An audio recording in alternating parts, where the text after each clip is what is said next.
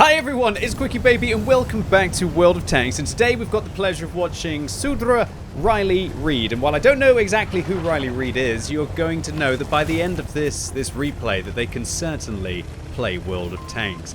What I was surprised about here is that Sudra has decided to take a QuickyBaby commander in the brand new tier 10 rocket heavy tank, the BZ-75. Thank you so much for representing QuickyBaby inside the new Chinese heavy tank, Sudra. I appreciate it, and I hope you're going to enjoy all of the voice acting as he proceeds to, I guess, lead you to victory in all of your new tier 10 rocket goodness, right?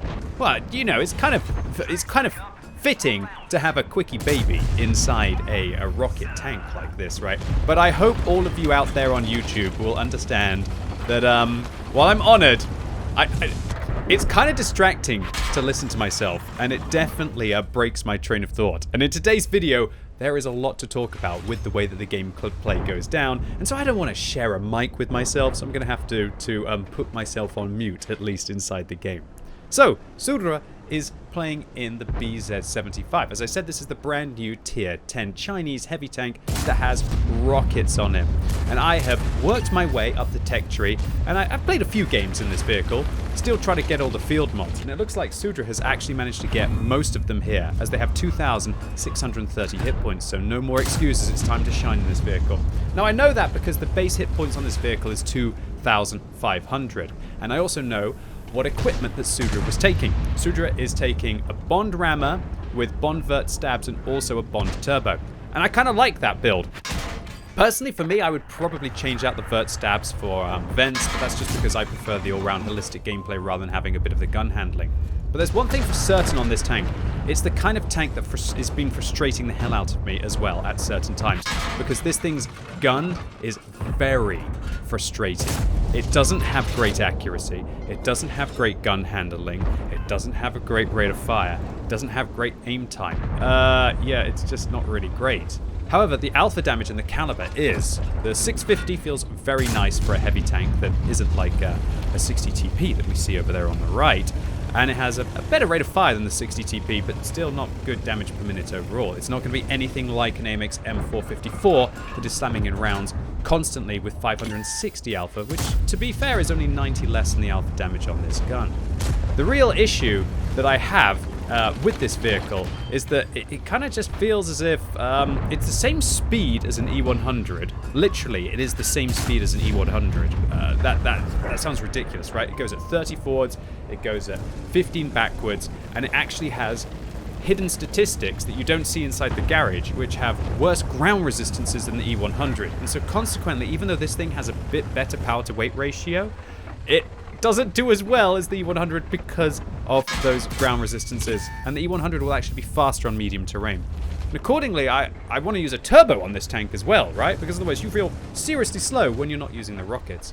Now, for everyone who hasn't seen any of my content on all of the new rocket tanks, or you haven't played the BZ-176 or seen them bombing it around on the battlefield, you might notice that this one, even though the Sudra has already used up 2 of their charges in the BZ-75, they still have 4 left. And that's because every tier that you go up, you get 1 extra boost on your rockets. Tier 7 starts at 3, and then eventually, when you make your way to tier 10, you actually have 6, which is very significant.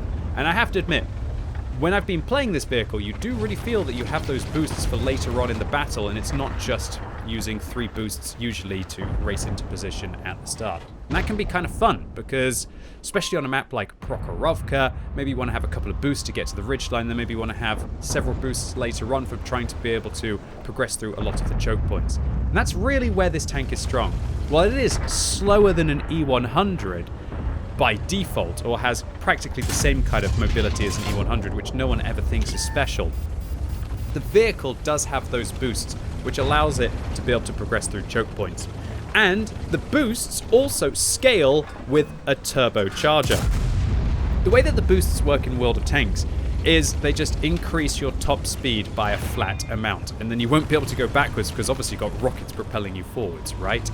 So If you use a turbo, and especially a bond turbo on this tank, which will increase your top speed by 6 kilometers an hour forwards, and you also use the field mod that increases your top speed by an additional 2 kilometers as well, although it does make some other aspects of your tank weaker, then when you use the rocket boost, of which this tank has a lot of them, we're talking about that the 8 kilometers extra that you get from the turbo and the field mod will probably increase by at least 12 kilometers when you're using the rocket boost instead. And that can be very significant indeed, at either ramming things or just getting into position, as I showed in my preview.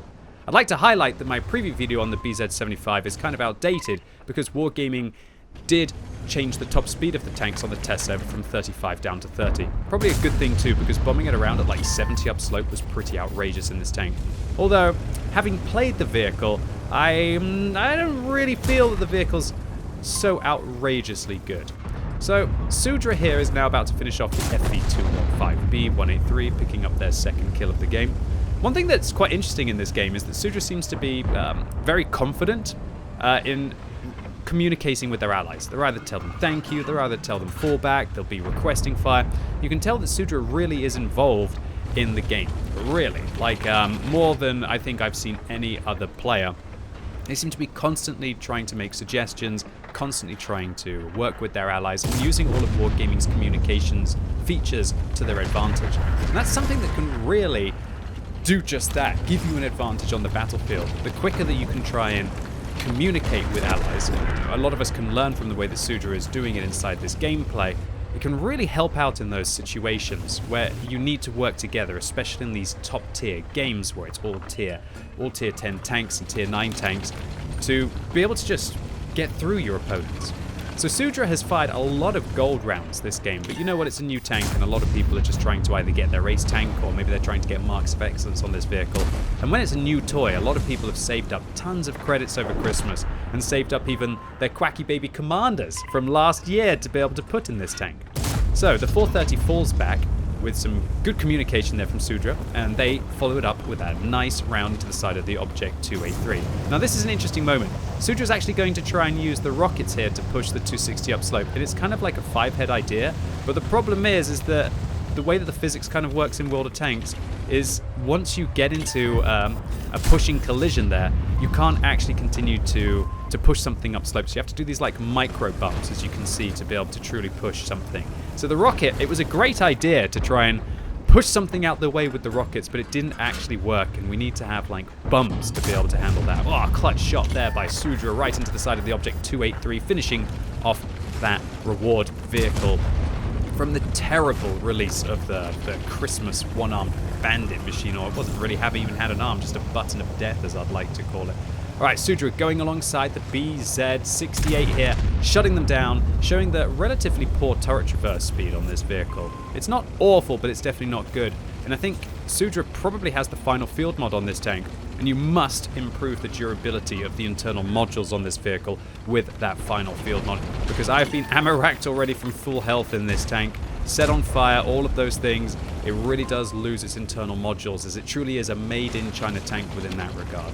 Alright, so Sudra has a Progetto 66 on the left coming around with 3/4 hit points, and IS-7 as well, but a lovely shot there right into the side, and the Progetto 66 really messes up. Sudra communicates with the Leopard to fall back, but they don't seem to be in the same kind of mood as they get shut down by the IS-7, but that allows Sudra at the time to be able to bounce the Progetto 66, finish them off, bounce the IS-7, and suddenly a really close game where it's 3 versus 4, and 2,000 hit points against 3,000 hit points is now looking very favorable. Unfortunately, Sudra's FV405 fails to penetrate the IS-7, and Sudra is now down to 4 armor-piercing rounds. But luckily, that one goes right through the upper hull of the Tier 10 Soviet heavy tank, who then ricochets off the back of Sudra's vehicle. And Sudra should have the reload here. The IS-7 also not a vehicle which is famed for its reload, and with a Bond gun rammer, Sudra should be able to cleanly get a shot there against an IS-7 that looks like they're just fresh out of the garage. And that, the FV405 finishes them off, and they manage to avoid the mouse shot as well. Sudra now up to 9,700 damage, picking up 6 kills in this game, but now in a 2 versus 3 scenario with only 2 armor-piercing rounds left. And here we can really see where those 6 rocket charges can come into handy. Sudra boosting away to be able to avoid the Char Future 4, turning their tank around, with only 2 AP shells left.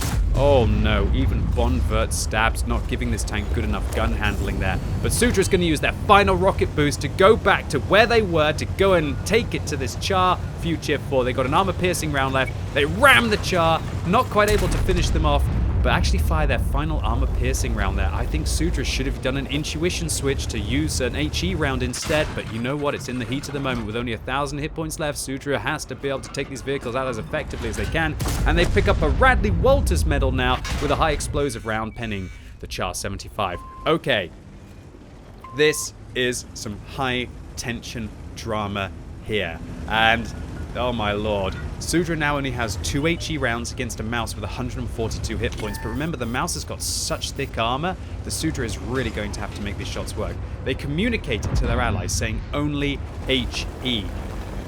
Feel like maybe they could have elaborated on this, seeing how so good Sudra is at communicating, maybe to tell the Object 430 that I will tank for you, but just make sure you get the side of the Mouse and be able to deal with them. Otherwise, this is going to be a very tricky situation to be able to do HE damage. And oh, Sudra actually only does 36 with the round there.